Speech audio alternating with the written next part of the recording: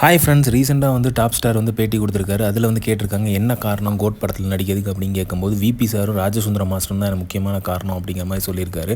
அப்புறம் வந்து விஜய் சாரும் பிரபுதேவா சாரும் கூட நான் நடிக்க போகிறேன் அப்படின்னு கேட்கும்போது ரொம்ப ஹாப்பியாக இருந்துச்சு. ஸோ அதனால் வந்து நான் இந்த காம்போவில் வந்து நடிக்கிறதுக்கு ஒத்துக்கிட்டேன்.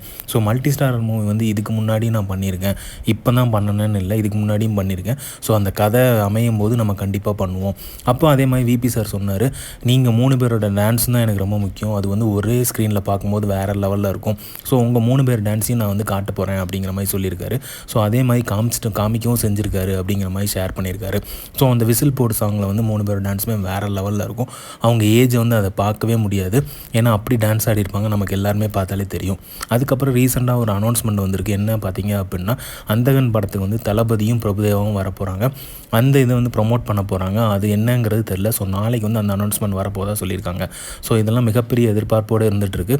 ஸோ பிரசாந்த் சார் வந்து இதை பற்றி சொல்லியிருக்காரு.